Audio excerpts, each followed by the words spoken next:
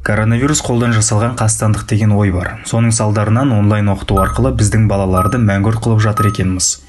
Егер ешқандай дәлелі болмай жайқа өсиет болса, ғылымда бұны конспирологиялық немесе қастандық теориясы деп атайды.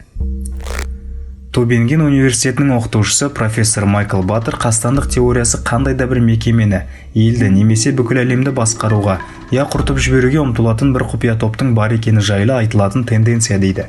Әсіресе пандемия сияқты кризистік кездерде. 14-ші ғасырда пандемия Еуропаға да келді. Ол әлем тарихында екінші пандемия еді.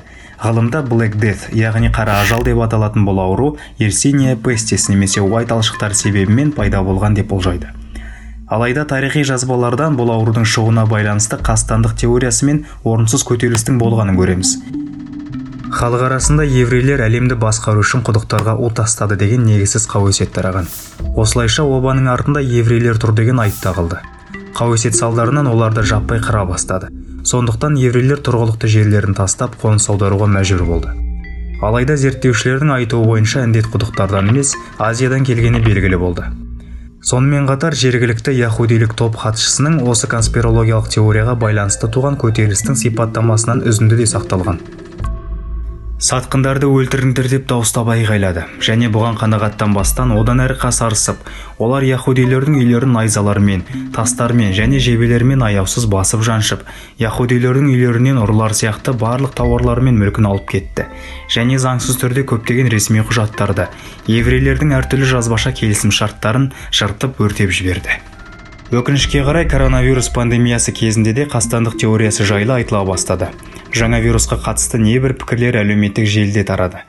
Солардың бірі Билл Гейтс адамзатты жаппай чиптемек екен деген қастандық теориясы.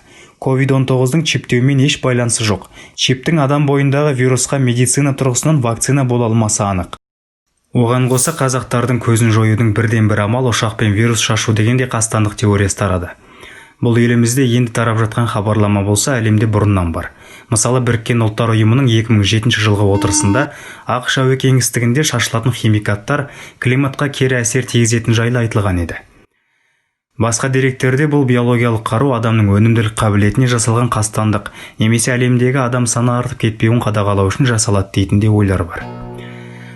Алайда Біріккен ұлттар ұйымы протоколында бұндай отырыс жайлы дерек жоқ. Бұл жердегі қастандық теориясы әдетте ұшақтың артынан қалатын конденсациялы ізді вирус деп, оны халыққа жасалған қастандық деген тағы бір негізсіз қауесет. Конденсациялы із деген ұшақтың артынан пайда болатын су мен мұз кристалдары.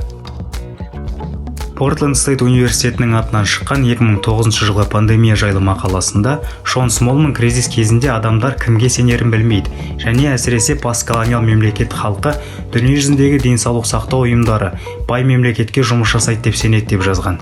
Мақалада адамдар кризис кезінде вирустан қорқыныш туына ғана емес, әлеуметтік, саяси және экономикалық сенімсіздікке әсер ететін қауесет пен қастандық теорияларын құрастыратындығы жайлы жазған.